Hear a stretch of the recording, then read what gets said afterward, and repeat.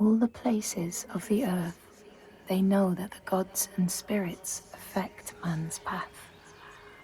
All the misfortune that befalls man lies at their feet.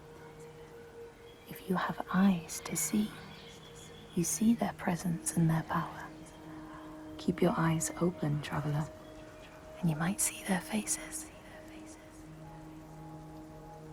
Here, they once said that Loki lies imprisoned in a cave, trapped by his enemies, who set a serpent above to drip venom on his face. His wife, Sigyn, sits beside to catch the venom in a bowl, but when she must leave to empty it, the poison falls unabated. His pain is so great that he thrashes and writhes. And here above, we see the earth shake and break apart. Across the sea, they know that the earth is carried in the arms of a giant. When he is vexed or injured, he may not carry his burden so gently, and the world will feel his anger and pain. In a land far away, they say the winds are trapped inside the earth.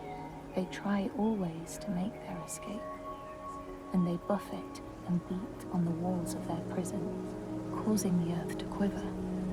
And when they break through, they make their escape. They explode out in fury. In the lands of your birth, people live hidden too, in the hills and stones.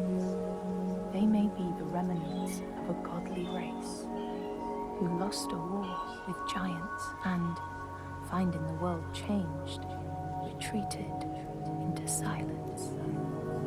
But you still see their carvings and circles from the time when they walked among men.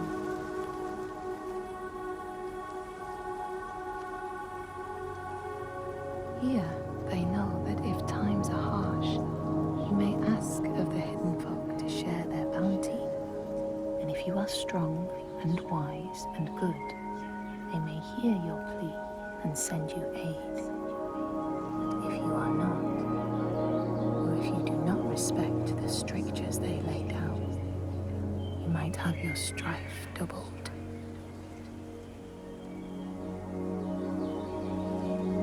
In the lands of your birth, and in these lands too, they know that people can be taken by the secret fair ones.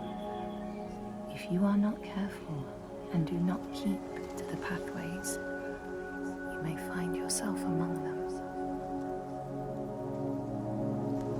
In a land to the east, they know that when a traveler finds themselves lost, it is the fault of the Vadadash, who wait at the crossroads to trick souls passing by. The only remedy is to let your horse lead you home, because beasts have no souls. But if you have no horse, your soul is lost forever.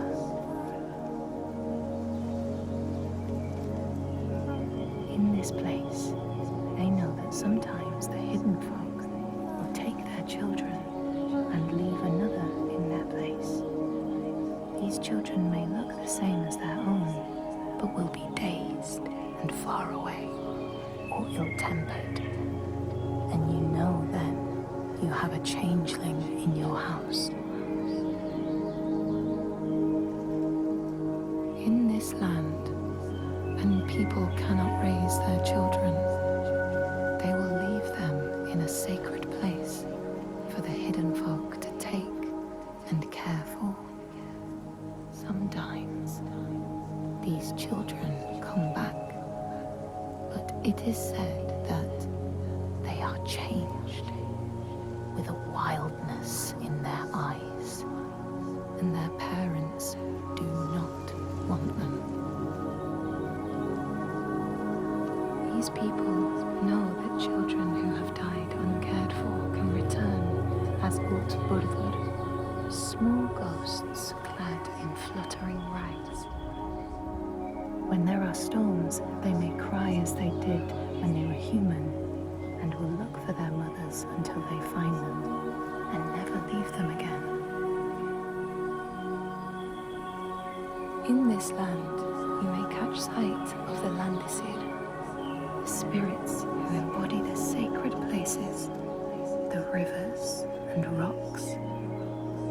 Do you see the Lady of the Mountain, the Fiat Kunan, who bathes in the waterfall and lets the drops fall on her shoulder? In the heart of the Northlands, they know the storms are born of the Oshkuredi, the hunt of Odin. The huntsmen ride horses with eyes of fire.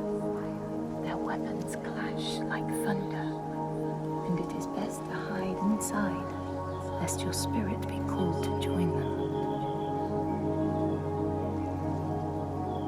In your lands, traveler, they know that the Kailif, the hag of winter, is the one who hurls sleet and snow upon the land. She lives in a sea rock and rules the waves of the roiling winter ocean with her blackthorn staff. She strikes the ground to destroy the shoots of growing green, so the winter will lie long and low on the land.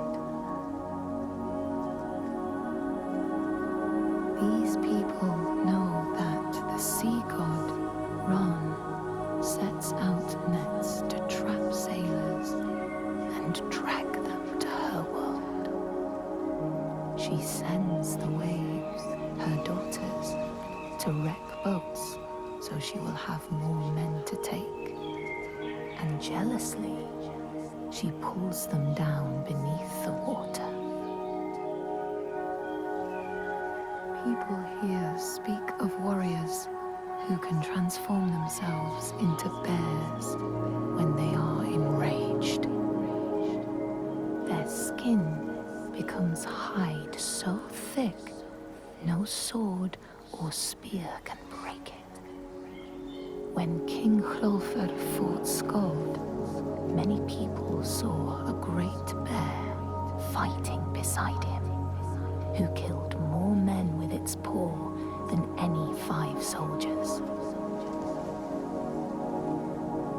Men here will tell of how Jarl Hakon worshipped the giant Thorgerða and sought her aid in the middle of battle when the tide was turning against him. Fleeing to an island, he pleaded with her for aid. She demanded a sacrifice. She rejected all of his offerings until he, at last, killed his own son in sacrifice.